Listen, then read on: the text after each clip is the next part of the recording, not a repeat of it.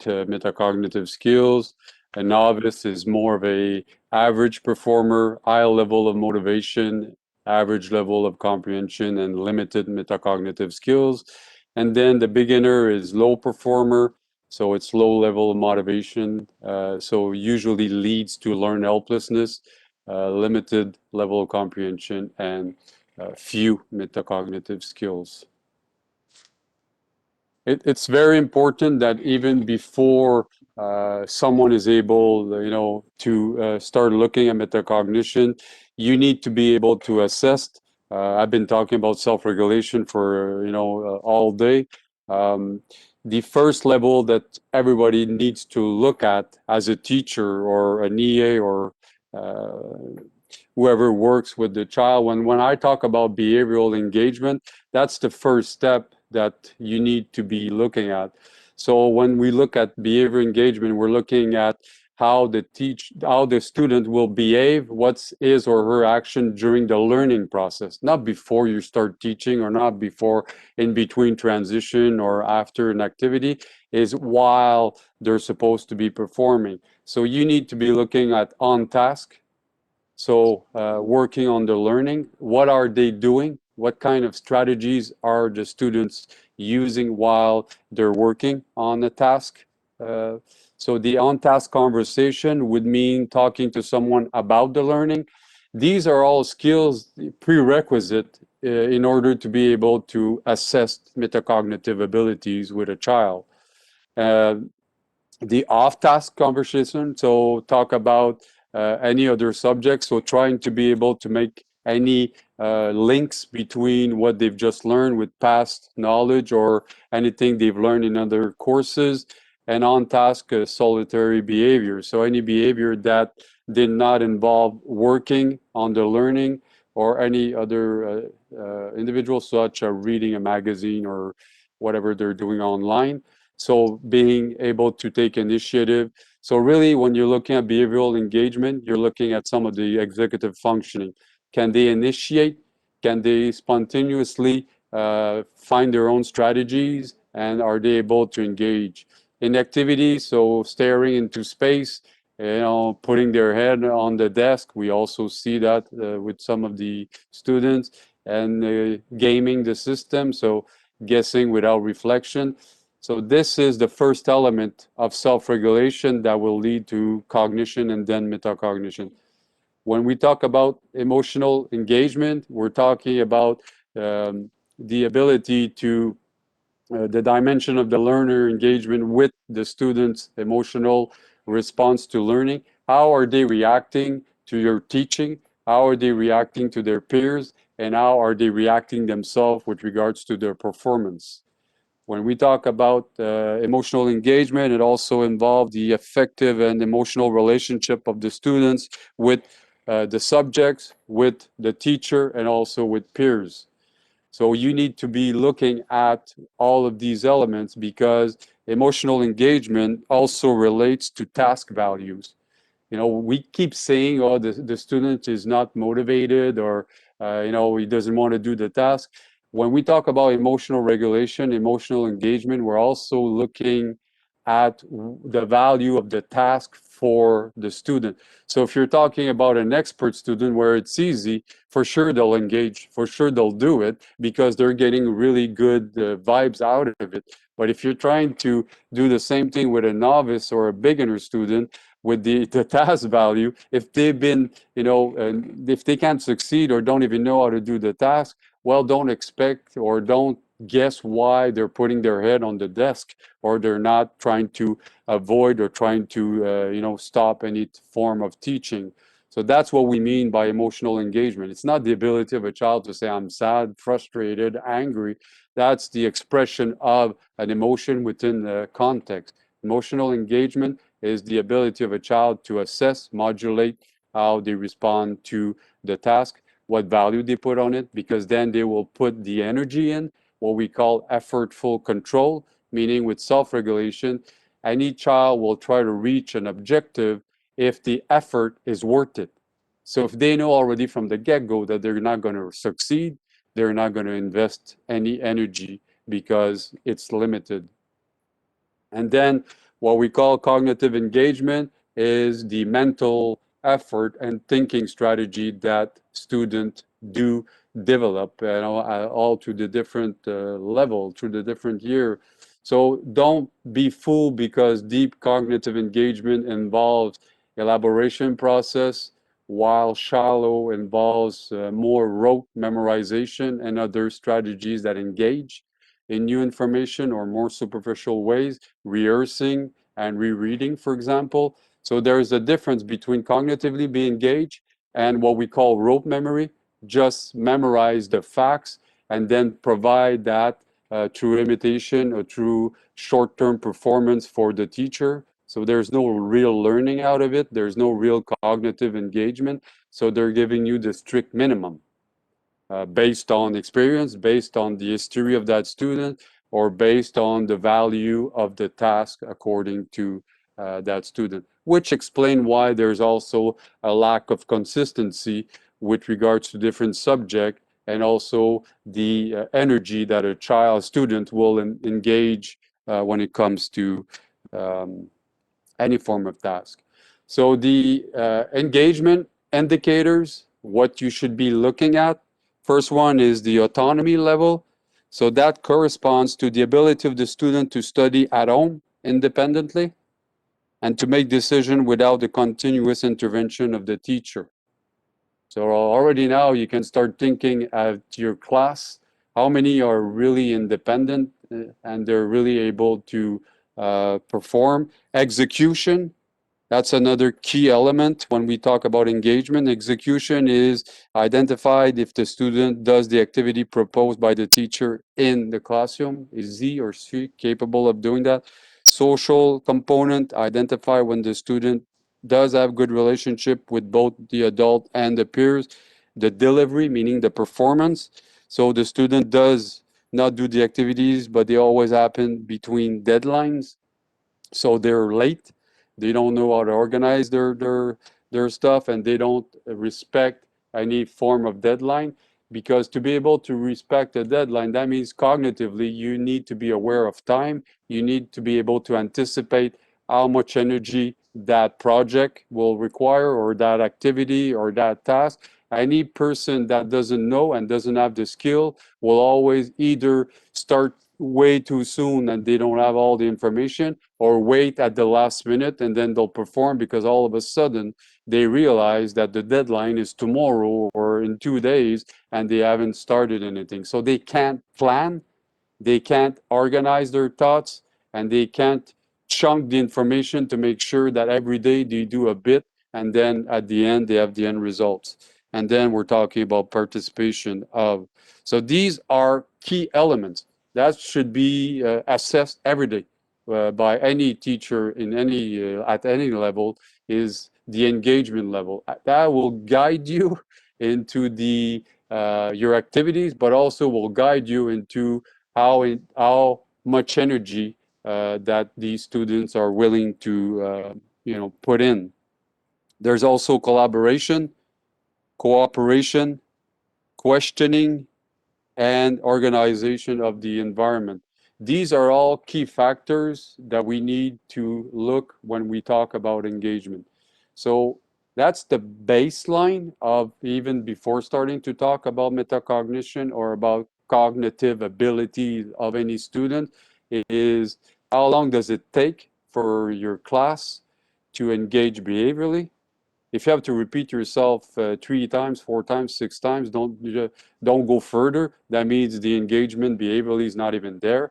Emotionally, that's probably why they're not engaged, is because the tasks that are being asked or whatever the subject is not motivated enough. So they're not going to put the effort in. And cognitively, well, they'll be sitting there and doing nothing.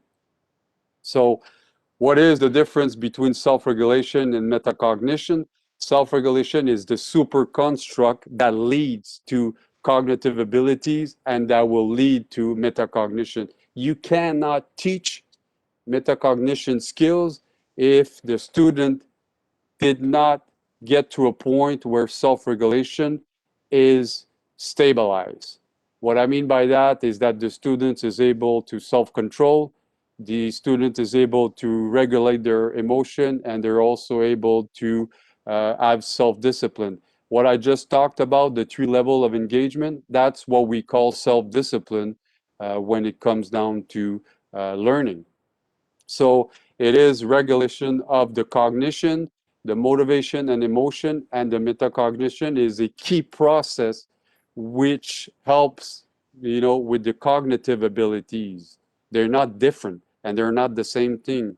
So then we're talking about metacognitive experiences. So any conscious, cognitive, or affective experience that accompany and pertain to any intellectual enterprise. So when we talk about, I know I remember with one of the colleagues, they were asking me, does metacognition meaning thinking about thinking? If it'd be that easy, everybody would have some great metacognitive skill, but it's more than that. So when we look at metacognition and self-regulated learning, for example, it is impossible to be metacognitive without having different cognitive strategies at hand. So cognition is the mental process which involve knowing, understanding, and learning. How do you do that right now? What are your tools? What are the strategies? What are some of your practice right now before you even get into metacognition that tells you what the student knowledge is, understanding, and learning? So by cognitive strategy, we're talking about skills like memorization techniques. Do you teach those? How did your student learn these strategies? Are they using them? And so this is the bread and butter of good teaching is cognitive strategies are fundamental to acquire knowledge and completing learning tasks. So I'm not even talking about metacognition yet. You need to be able to assess cognitively where your students are. So what would you expect from a beginner learner when it comes to cognitive skills? How many strategies should they have? What should be the basic knowledge with regards to what you're teaching? Same thing with a novice student, and same thing with an expert. Even though they're good, they're expert. What are the expectations with regards to cognitive strategies? Are you teaching strategies? When you follow the curriculum, are you really teaching strategies? Or are you giving them a procedure to find strategies? Or are you providing your strategies that you've learned with regards to the subject? These are serious questions to ask oneself, because this is how we're able to know. Because a novice, for example, if they only use your strategy as a teacher because you have the best intention and you're an expert in your own subject, if that strategy doesn't work with other aspect of the learning, they're blocked. They won't be able to do it because they've never learned how to define what a strategy is. They've never learned how to find their own strategies. So that means they're dependent on you. And so that's really key to really start the process is cognitively, what are you looking for?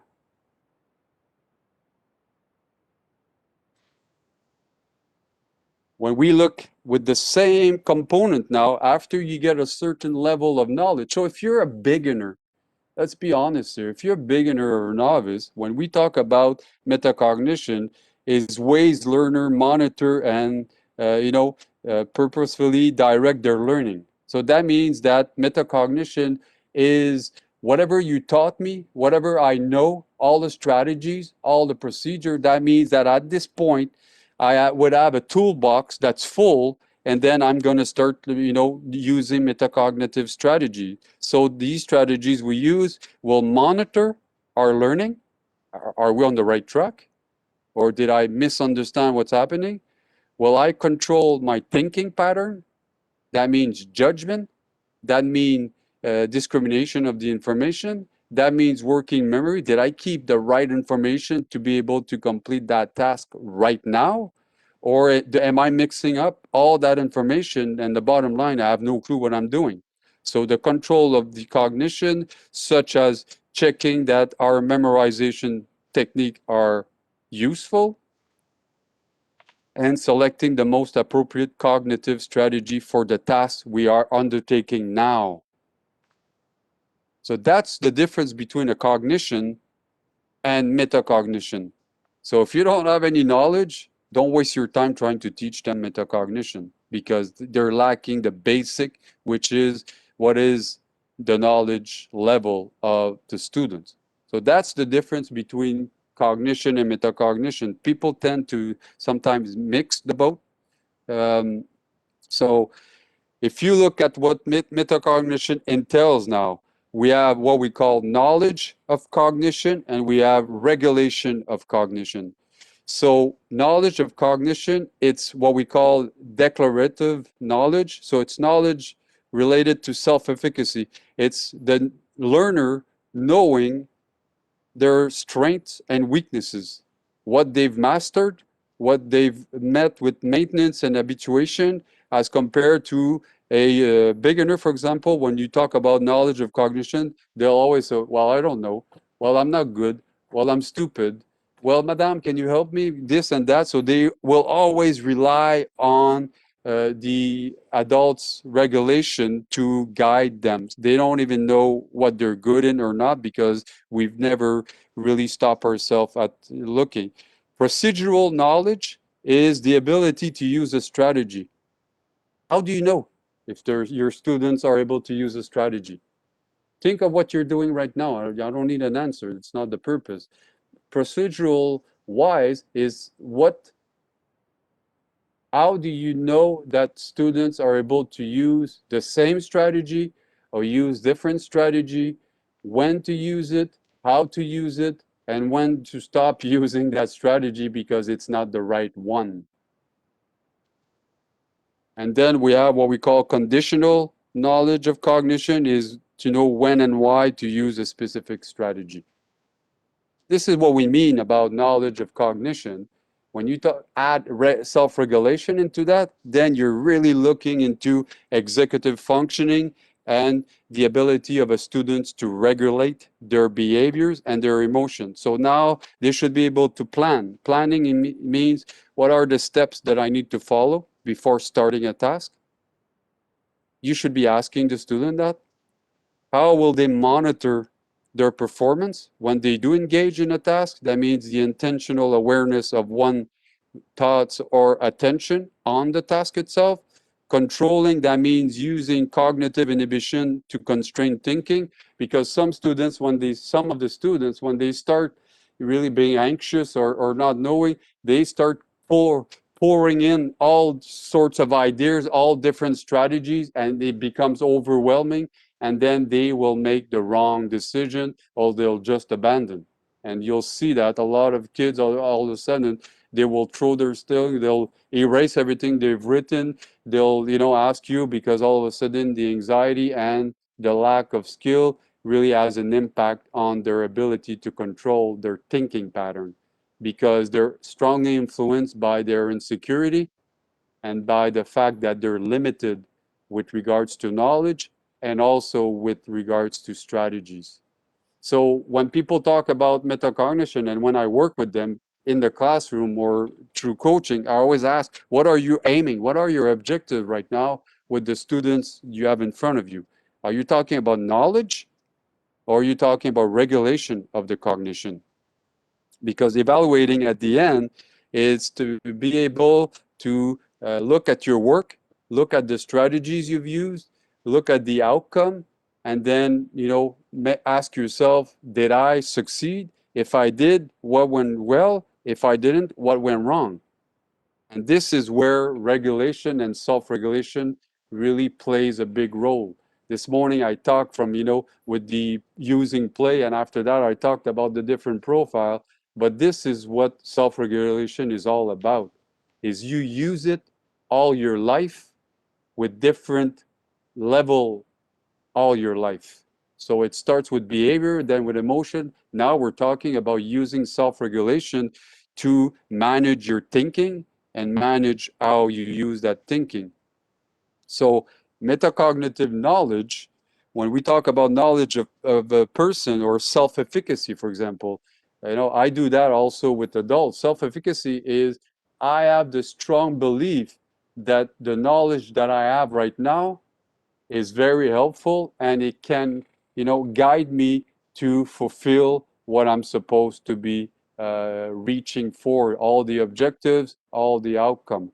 This is what self-efficacy is about.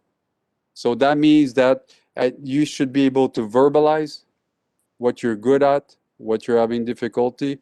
The self refers to your own strength. Others is how you can learn from others' process. So keep in mind, a novice and an expert will look at you as a model. They'll look at you in front of the classroom, and when it comes to the knowledge of person, that means the knowledge of another person, they see the teacher as an important person to help them learn even more. A novice sees the same teacher as somebody that has some knowledge and that will guide them to get to another level. The beginner looks at you and you remind them how bad they're doing, because the representation between the three is totally different based on which profile you are. So knowledge of the task is one of the key elements. So how long do you take when you're talking about, if you look at your average right now with pacing, when you teach your students, how long do you talk when you're talking about an activity? And then once you've talked about that activity, do you measure, do you ask, students to verbally explain what the activity is about? Or do you ask, behaviorally, based on the modeling you've done, for the students to come in front of the classroom to do one, or answer a question, or do one and then you walk around and look? Any child that does not pass that first step, knowledge of task, please don't waste your breath. This is where it stops. Even if they have some knowledge, if they don't understand the task and they can't explain the task in their own words or show you, then that means it's the end for that student. Why? Because after that, the next step, do I know the task? Yes. Okay. The next step is, what are the strategies? Can I verbally tell the teacher what strategies I would use based on what she's asking me or is asking me? So if a student cannot identify or verbally describe a strategy that would fit with what you're asking, that means that they understand the task, but they have no clue how to address that task. So that means strategy-wise, they have no clue what they're doing. So a strategy can either be cognitive or behaviorally. So that means it is employed to enhance performance. So really what I've been saying to all these years, because I've been, in the system for quite a while now, when I say that once we start measuring only performance, we forgot all the procedure and we forgot all the steps that it takes before a child is able to perform, meaning the metacognitive knowledge. How many kids don't even get there?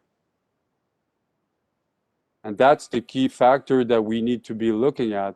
Is it's one thing to talk about a task, it's one thing to provide examples all day. If they have no clue how to use a strategy, then it's not going to be really positive for that student.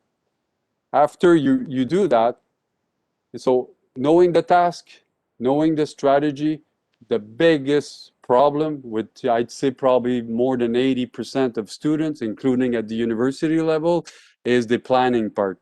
They have no clue to either verbally say how they're going to implement that strategy with that task, or to show you behaviorally. Planning it's an executive function, first of all. So that means if you don't know how to self-regulate, that means you're talking about executive dysfunction or dysregulation. So planning is probably a skill that I hope we wake up and start teaching it way younger, even through play-based. Because after planning, then you get into the monitoring. So meaning that the kid will be able to verbalize and really relate the ongoing task assessment. So that means they'll monitor themselves if they're on the right track.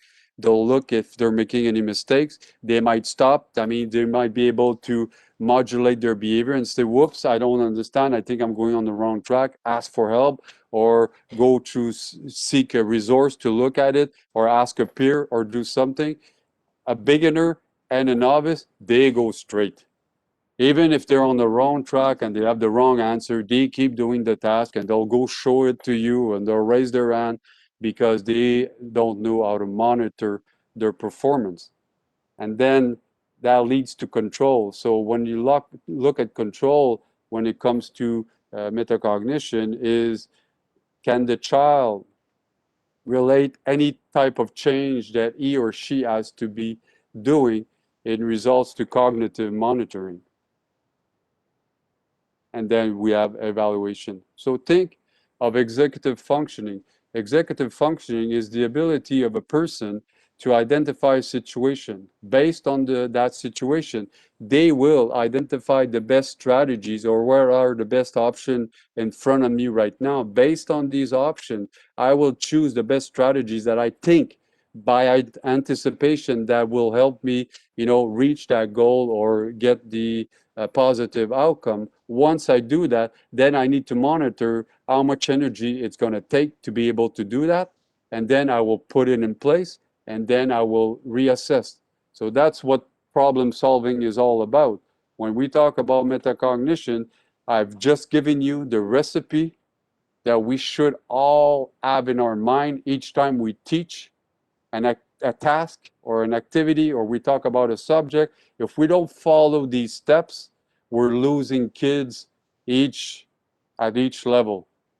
And then when you try to make them to do group work, when you tell them, well, you know what, now it's independent work, well, then you'll know is where are these kids? And we should be assessing that. The evaluation should not be on performance. The evaluation should be on the metacognitive procedure of learning. Because if we only look and assess performance at the end, if it's not hard. You could probably tell even before they do the exam or they do the quiz or they do the work, how many are not even going to have any success. So this is what distinguishes a beginner from a novice, from an expert. An expert, they have all these steps. A beginner is stuck at understanding the task. A novice, they'll probably know the task, they'll know a few strategies.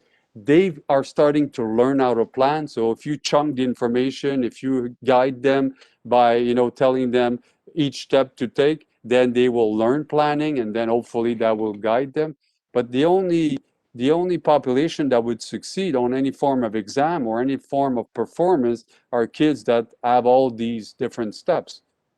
So if you take that and put it into a rubric and ask yourself, based on that activity, where is Stefan compared to where is Julie, compared to where is somebody else, you would probably have a better understanding based on the metacognitive procedure than knowing if he understands French, English, math or not.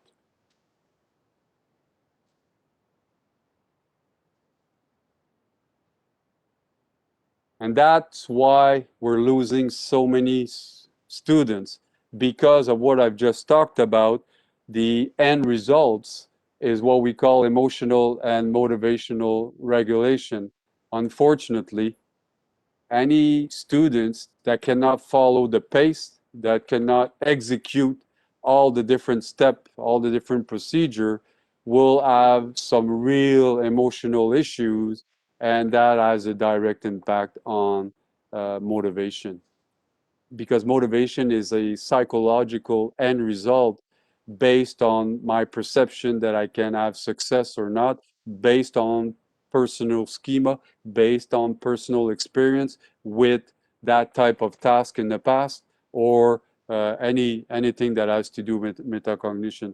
So when people say, a student lacks motivation, well, that would be the last step into metacognition regulation, because that would be the end result. It wouldn't be the start. If somebody refuses to do a task, it's not because they lack motivation. A novice is highly motivated, but they lack comprehension and metacognitive skills. What are we going to say, that he's not motivated and he's just refusing to do something? No, the refusal is based on lack of knowledge and lack of comprehension. It has nothing to do with motivation. A beginner, yes, because they don't have the prerequisite, they don't have the competency, and they sure don't have the metacognitive ability to just wake up one day and say, smell the coffee and say, well, you know what, today I'm going to start to be a good student. Usually by then there's major issues with regards to these students. So this is how we need, I know I've been talking about, different profiles for years now. Those of you that have heard me or have worked with me, I say that all the time. But this is the end results of why we're there today with all these three profiles, is we've missed the boat when it came to self-regulation that should have been taught early on, started from home, and then get into the school setting, and then going into what we call the executive functioning and based on cognition, and then you would get into metacognition. So this is uh, a continuum that you cannot replace one for the other. You cannot start doing chunking the information if the student has no understanding of what you're talking about. So even if you have the best strategies, if there's no knowledge at the base of it, then we're in trouble. So when we're planning for metacognition, so you need, as a professional, you need to think about what's the big picture here. Why did you choose one activity over the other? What is the progress that you're looking for or hope to see? Do you know what you're hoping to see? Is it written somewhere? Do the students know? Because, perception is all about the capacity to understand what the other person is trying to share with me. And based on what I understand, then I will perform. So how do you make sure that progress is explained to the students? And are you hoping for the same level of progress with all three profiles? How do you intend to space this over a series of lessons? Are you going to do that the Monday and Tuesday and you expect these kids to know all of it? Or are you going to really work it out for a week on that? What's your expectation? How do you expect or tend to space the content over a period of time that makes sense, yes, to you, because you know that stuff already. So it shouldn't be about you. But what about the students? And then what is your objective for one single lesson? What exactly do you tell your student after today in French, this is what the objective is? Or do you say that? This is how we plan for metacognitive abilities. And then what are the most appropriate metacognitive strategies you would use to support when you're teaching? Today is your objective for all your students to at least understand the task. If that's the case, I would say kudo, because right now you're working on the tree profile. But if your lesson and your objective is for the students to understand the task and find a strategy and plan, then I'm telling you, you're losing the novice and the beginner. But you might have the expert that, he or she is capable of doing that. This is what we mean by planning with the metacognitive strategies. Exactly after today, after 50 minutes or 75 minutes or whatever the minutes are, what do you expect from one lesson? And then how will you measure the positive impact? When do you differentiate that it's the teaching the problem and not the student's ability? And when is the teaching perfect because you've went through all the different phase of, saying and showing and asking question and then let them practice before you do something else? Then what is the issue with the students in front? Was the task too complex? Did you ask too much? were they, at a point where they were saturated, so there was a cognitive load and they just could not perform? This all plays in the way we plan for metacognition. So the way you look at it is before you should be, have I done something like this before? Think about existing strengths and strategies. Set goals. What do I want to achieve? During, you're talking about trial and error because you're testing yourself the way you're teaching that task. That should be step one. And then you'll readjust, you'll adapt based on the response of your students in front of you. The reflection is the strategy working for me? Can I change anything? Am I meeting my goals?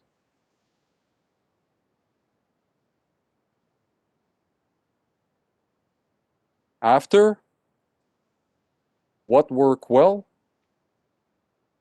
Is there anything I can improve or alter? Embed into the workflow and apply it to different tasks.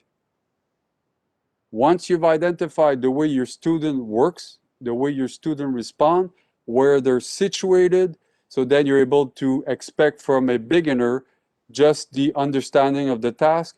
And from the novice, you might say, well, you know what? Remember, we talked about two strategies yesterday. This is the little challenge for you right now. Here are, you write the two strategies, you give them an activity or two, and then you let them explore to see if they're able, based on the task, ask which strategies they would use, and then look at it. And then you're expert, but you would expect them to do the entire process because this is where they're at. So when you look at the metacognitive approach, this is how we're working with different profile in front of us. So what it means concretely in the classroom is, the warm-up phase, meaning the first phase, there should always be about 5 to 8 minutes of review. So at this point, we're talking low stakes testing of knowledge and skill. Could be vocabulary, could be formula, could be an event, it could be a concept, it could be processes, depending on what you teach. You could look at peer marking homework. So you're asking your students to look at another person. So this is where you're able to give a beginner to give them a work from a novice, and a novice to get a work from an expert to start looking. Vicarious learning is all about that. Is looking at a work and a level of quality, then looking at my own work and trying to identify where I went wrong. So you don't give an expert, homework to a beginner. You're gonna make them cry. They're gonna escape and run out of your classroom because they have no clue what they're talking and they have no way to really compare. So you might be questioning, you might review materials, and you might review whatever else. And so that's the warm-up phase of pedagogy. Every day we should have just 5 to 8 minutes. We're not asking the moon here. Is to review. So based on what's your subject, what you're teaching, is to really look at this way of thinking when we talk about explicit teaching. Then the beginning component of it is we are learning too, and that would be clear to what the students, what I'm looking for, so that's your expectation. And this is because what is the outcome? You have expectation, what is the competency you're evaluating at that moment? Are you evaluating performance? Are you evaluating cooperation? Are you evaluating independency? What are you evaluating? They need to know, because the level of effort is based on what the outcome will be.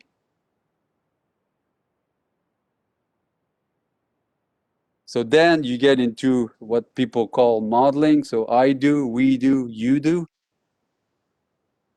You provide feedback, and then every student should have the opportunity to say what I've learned today. And it could be a strategy, it could be a new word, it could be a new concept, it could be a famous event that happened. You need to grasp what the student learned out of your activity, and you'll see that the majority will have different answers because they will focus on different things based on their profile again. So how should we teach metacognitive strategies? You should always try to activate prior knowledge. Us, we need to make sure that we associate past knowledge with new knowledge and with any type of knowledge that's going to come after. So we need to discuss with the students the different causes that led to World War I while making notes on the whiteboard. So you're modeling out loud and you're providing the students with some information. The explicit strategy instruction is, if you decide to use the fishbone diagram, for example, then that means that your expectation is for all these students to understand the fishbone diagram and also being able to start using it. So to organize ideas, to emphasize on different strategy. Then the modeling of learned strategy is you would use initial notes on causes of the war to model one part of the fishbone diagram, for example. Then you would get into the memorization component of it. So you'll test if student understood and memorized the key aspect of that strategy and the purpose of using it to generate question or any form of discussion. And after all of this, this is when you're able to get into guided practice. So if any students did not understand all the previous step, don't get into guided practice because that's when the teacher will model one further, using the same fishbone model, for example, to the entire group with students verbally contributing their ideas. So that means at that point, you're helping all the students to learn how to use that element. And this is after where we measure independent practice, for example. So students should be able to complete one on their own. They could have, used the 7-step model, graphic organizer, and use all of that in a grade 9 history lesson. Students would explore causes of World War I, and then you would look at all the information. And so me working a lot in Europe, they use the fishbone model a lot. So it's a conceptual map. It's to put ideas on. So this is where when I work with some of the teachers, depending on the subject, they would use a model like that and then use the procedure of explicit teaching to make sure that the kids know what it is, the kids are capable of using it, and the kids are able to contribute by having different example included by different. The colors are mostly they use it in the UK and all of that. They use it mostly for main concept of an element, and then they would use it the same way we use conceptual map or anything like that here. But yeah, that's the way that you use explicit teaching. And then you would have the feedback. So then the structured reflection, because it needs to be structured, it would be that teacher does work with the students to reflect on how appropriate the model is for them, how successfully they were able to apply it, and how they might use that model in the future or any other model that you present to. It would be the same thing with the strategies in particular. So based on this, now is if I combine everything together and I say, well, let's assess the impact of self-regulation and metacognition strategies. How do we bring these kids to the mastery level? The first element, we can call it emerging we can call it retention of information, is it's making the information more easily digestible for students. We need to be more purposeful in our delivery of information. So students will give up if they are overloaded by facts. And chunking provides a way to pause and let students think for a while. When you chunk, it's to stop yourself and not just say, well, this is step one, this is step two. And listen mastery means students have mastered the content when there is something substantive to use. So this is where modeling comes in. This is where we provide students with example. There's the chunking, like I said, the small step. You need a success rate of 80%. If you don't reach 80%, you need to reteach. That's the bottom line. There is no way that a kid can move on to the next level to mastery if they don't have 80% success on what you're teaching. And that's the reality. You can test it if you want, if you don't believe in that. Anybody under 80% of mastery, if they don't retain 80% of the information you've given them, they're in trouble.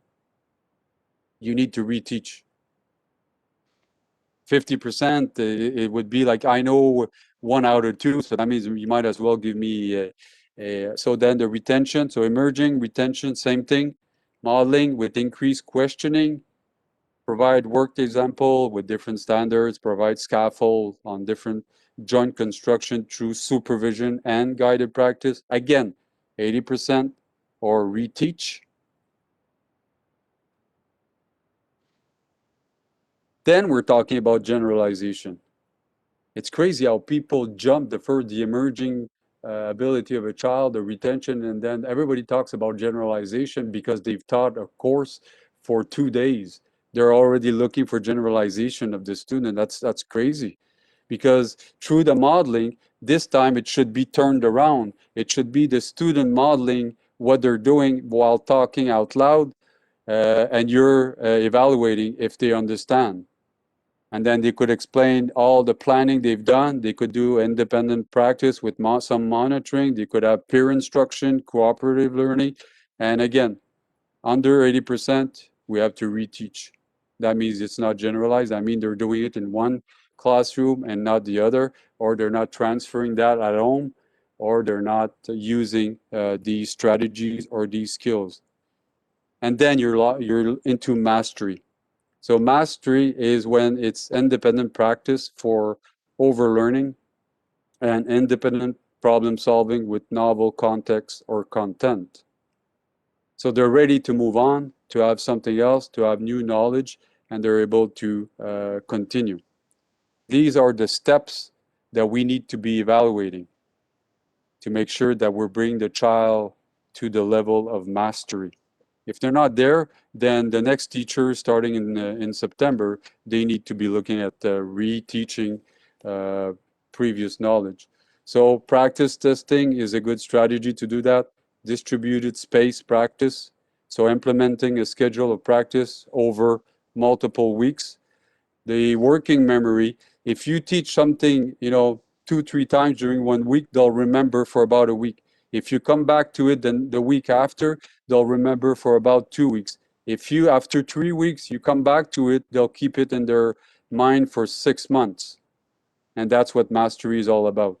So that means if you talked about something in September and you moved on, and then they're being assessed in December on their performance, you've just lost probably a big chunk of your students. They won't remember because they didn't get to the mastery level. It's not that easy to learn something. So self-explanation, interleave practice, summarization are all skills, strategies, highlighting, keyword, mnemonic, imaginary use for text learning, and rereading are all effective learning strategies when it comes to metacognition. So some metacognitive question that can get them thinking is, what part of the lesson did you like best? What part was the most difficult for you? Why do you think that was? What do you think you can do today to help yourself stay focused? If we don't give our students time to reflect, to connect, to marinate on the information, they're going to regurgitate what's right there in front of them without even thinking. Thank you. Wow. Definitely a lot of information shared on a Friday afternoon, but extremely useful for us, right?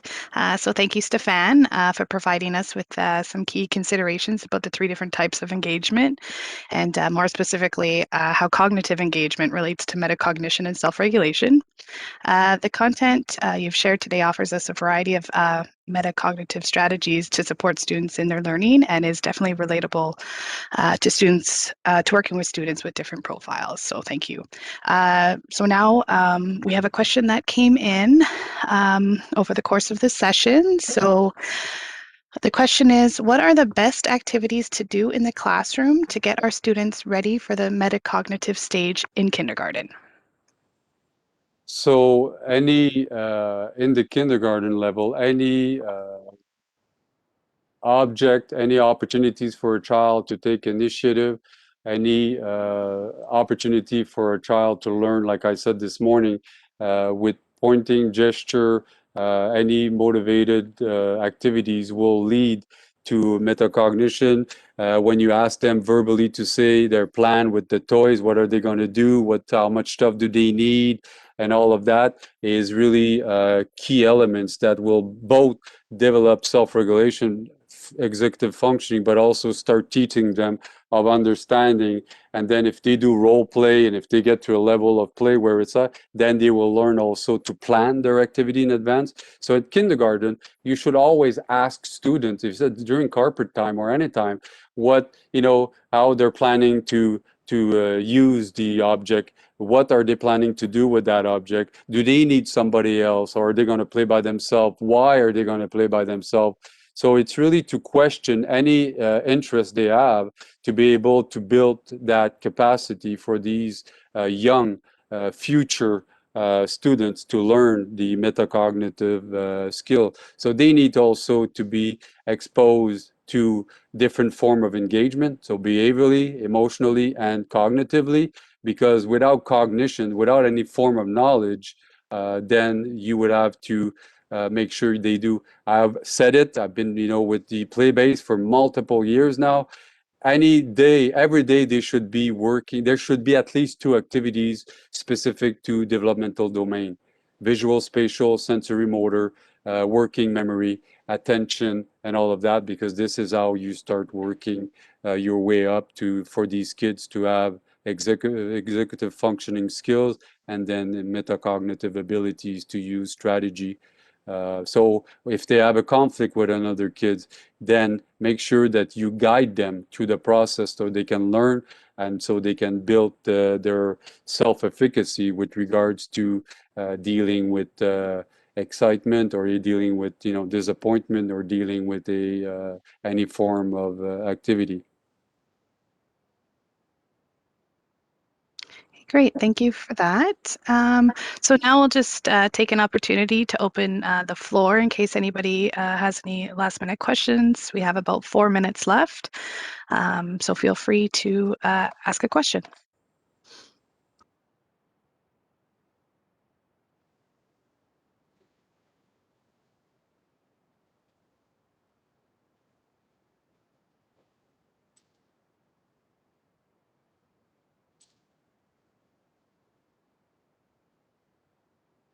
This is what cognitive overload looks like.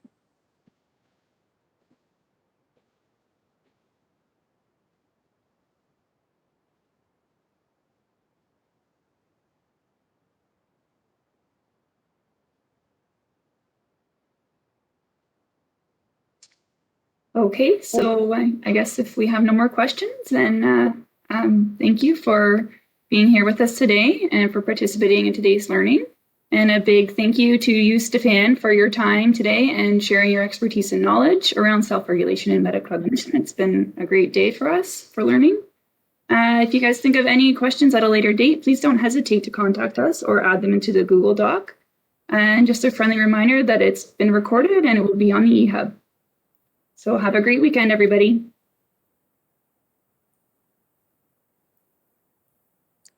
Thank you, Stefan. You're welcome. Have a nice weekend, everyone. You too.